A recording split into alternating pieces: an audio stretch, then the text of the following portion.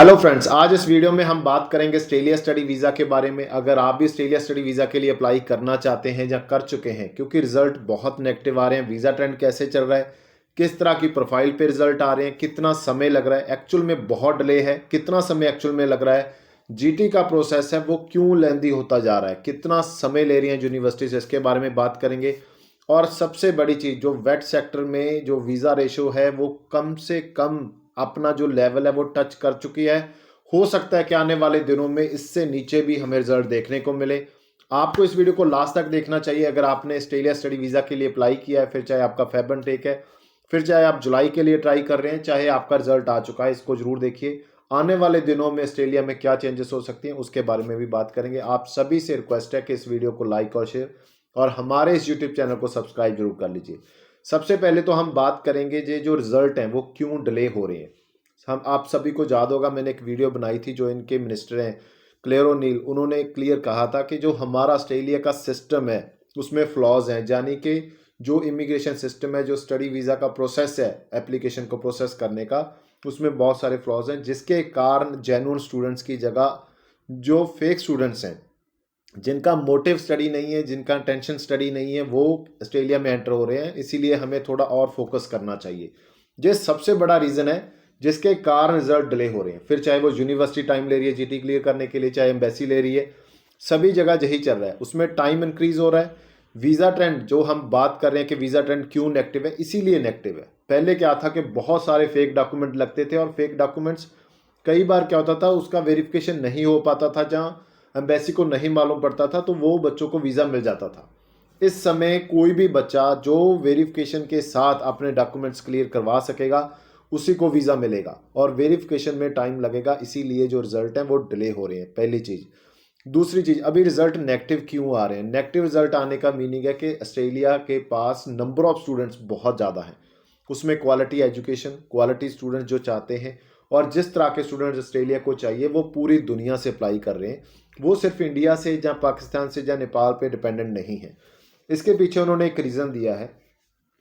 पहले क्या था, बहुत सारे स्टूडेंट ऐसे होते थे जो कॉन्करेंट सीओ लेते थे और वहाँ पर जाकर अपना प्रोग्राम चेंज कर लेते थे। अभी उनका फोकस है सिर्फ वही स्टूडेंट आए जिनके पास एक्चुअल में फाइनेंशियल्स हैं अपने। अगर आपने कहीं से फंड अरेंज किए हैं, जस्टिफिकेशन प्रॉपर नहीं है, इनकम सोर्स प्रॉपर नहीं है आपका, तो आपके लिए ऑस्ट्रेलिया बहुत मुश्किल होने वाला है। अभी इस समय 40% का जो टोटल वीज़ा ट्रेंड है वो चल रहा है। अगर मैं वेट सेक्टर की बात करूं तो सिर्फ 3% है इंडिया का, जो दिसंबर तक का डेटा है। 3% वेट जो रिजल्ट आ रहे हैं। अदरवाइज अगर बहुत अच्छी प्रोफाइल है और वेट सेक्टर में बच्चा जा रहा है, बहुत अच्छी प्रोफाइल है, फाइनेंशियल्स वगैरह अच्छे हैं, तो चांस है कि 97 बच्चों को रिफ्यूज़ल देने के बाद 1 2 3 बच्चों को वीज़ा ऑफिसर वीज़ा दे दे। अदरवाइज बहुत मुश्किल है। बैचलर डिग्री में जा रहे हो आप, मास्टर डिग्री में जा रहे हो, एक अच्छे प्रोग्राम में जा रहे हो, और आपका जो प्रोग्राम है वो एक्चुअल में नीड है ऑस्ट्रेलिया को, उस तरह के जो प्रोफाइल है वहाँ पर वीज़ा आ रहे हैं। अगर आपका गैप है, जस्टिफिकेशन नहीं है, अगर आपके पास फंड्स हैं, जस्टिफिकेशन नहीं है, अगर आपके पास फंड्स हैं, आपके पेरेंट्स के पास पुरानी आईटीआर नहीं है, अगर आपके पेरेंट्स काम करते हैं उसका प्रूफ नहीं है, तो आप मान लीजिए कि आपके लिए ऑस्ट्रेलिया नहीं है इस समय के वीज़ा ट्रेंड के अकॉर्डिंग। अगर आप कहेंगे कि ऑस्ट्रेलिया के पास फिर बच्चों का जो रिक्वायरमेंट है वो कैसे अचीव होगा, इसके लिए मैं एक आपको डेटा दे देता हूं, जो अभी पब्लिश हुई है रिपोर्ट। ऑस्ट्रेलिया ने पूरे जून में, जो पूरा 2022 था, मतलब जो 22 का पूरा साल था, उसमें जो टोटल नंबर ऑफ वीज़ा दिए थे 3,57,000, यानी कि 3,57,000 बच्चों को उन्होंने वीज़ा दिया 2022 में। अगर 2023 के जून तक का भी डेटा हम देखते हैं तो अभी तक ऑस्ट्रेलिया वीज़ा दे चुका है 5,77,000 स्टूडेंट्स को, यानी कि करीब करीब 2.25 लाख स्टूडेंट्स को ज़्यादा वीज़ा ऑलरेडी दे चुका है। जो ऑस्ट्रेलिया का नंबर है वो कम से कम डबल से भी ज़्यादा होगा 2022 से। ऐसा नहीं कि ऑस्ट्रेलिया वीज़ा नहीं दे रहा, मगर उन बच्चों को वीज़ा नहीं मिल रहा जो बच्चे जेन्युइन नहीं हैं, जिनके पास जेन्युइन फंड्स नहीं हैं, जिनके पास अच्छे सब्जेक्ट्स नहीं हैं। आपने 12th में स्कोर तो बहुत अच्छा किया है, उसमें कोई इशू नहीं है, मगर उसके उसमें जो सब्जेक्ट हैं वो अच्छे नहीं हैं, तो भी इशू है उनको। अगर आपके पास फंड्स पड़े हैं 40-50 लाख, मगर उसका जस्टिफिकेशन आपके पास नहीं है, तो इशू है उनको। आपने फंड्स बहुत अच्छे शो कर दिए, अभी आपके पेरेंट्स की इनकम नहीं है, आपका कोर्स है 3 साल का, आपने आज शो कर दिया आपका फंड्स, आने वाले 2 साल में आप कैसे अगले फंड्स अरेंज करेंगे, इस पे भी उनको इशू है। यानी कि आपके पेरेंट्स का प्रोफाइल भी चेक हो रहा है, स्टूडेंट का प्रोफाइल भी चेक हो रहा है, उसने कौन से सब्जेक्ट लिए हैं 12th में, बैचलर में, कितने % अटेंडेंस है, बैंक बैलेंस कितना है, हर एक चीज़ पे काम किया जा रहा है और उसके बाद ही डिसाइड कर रही है ऑस्ट्रेलिया कि आपको वीज़ा देना है या नहीं देना। मगर फिर भी देखिए कि जो डेटा था 22 में 3,57,000 बच्चों को मिला और 23 में इतने स्ट्रिक्ट माहौल में, इतने स्ट्रिक्ट वीज़ा ट्रेंड में, नेगेटिव वीज़ा ट्रेंड जिसको हम बोल रहे हैं, उसमें भी उन्होंने जून 2023 तक 5,77,000 बच्चों को वीज़ा दे दिया है।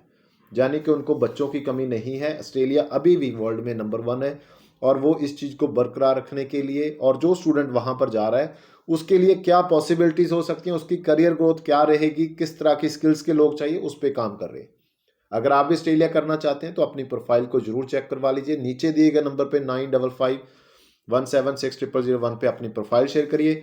किसी भी कंसल्टेंट के कहने पर अगर आपकी प्रोफाइल अच्छी नहीं है, जेन्युइन नहीं है, ऑस्ट्रेलिया के लिए मत जाइए, अदरवाइज आपको प्रॉब्लम आ सकती है।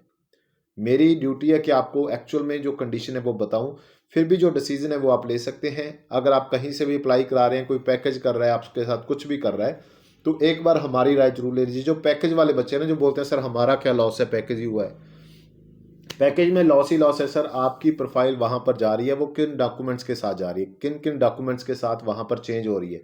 अगर इस केस में आपको वीज़ा मिल भी जाता है तो वहां पर जाकर के आप सेफ हैं। अगर जो आपने 18-20 लाख अगर दे भी दिया उसको वीज़ा लेने के बाद, आप खुशी खुशी ऑस्ट्रेलिया जा रहे हो कि मुझे तो पैकेज में वीज़ा आ गया, वहां पर जाकर क्या आप सेफ हैं? क्या आपको मालूम है कि आपकी फाइल में कौन से डॉक्यूमेंट्स गए हैं? और जो क्या 18 लाख अगर आपको कि वहां पर प्रॉब्लम आती है, क्या वो वापस करेगा आपको? तो इस चीज़ को माइंड में रखिए। पैकेज वाले सीन से बाहर निकलिए। आप किसी भी कंट्री के लिए जा रहे हो, जो बच्चा सोचता है मैं 18 लाख बाद में दे दूंगा, वही 18 लाख देने की जरूरत नहीं है आपको। वहां पर आपका स्टेप बाय स्टेप, अगर आपकी प्रोफाइल अच्छी है तो मेरी कंपनी आपको 12-13 लाख में कंप्लीट करा कर देगी। तो आपका 5 से 6 लाख रुपया तो वैसे सेव हो रहा है। अगर आप रिस्की भी इसको मानते हो, अगर आप 6 आप चांस भी ले लेते हो तो भी आपका इतना पैसा नहीं लगेगा ऑस्ट्रेलिया में। तो इस चीज़ को माइंड में रखिए। अगर फिर भी कोई डाउट है तो नीचे दिए गए नंबर पे कॉल करिए, हमारी टीम आपकी हेल्प करेगी। उम्मीद करता हूं कि आपको हमारे जो एफर्ट्स अच्छे लगेंगे। आप सभी से रिक्वेस्ट है कि आप हमारे इस प्रोफाइल यूट्यूब चैनल को सब्सक्राइब और इस वीडियो को लाइक और शेयर करिए। Thank you so much.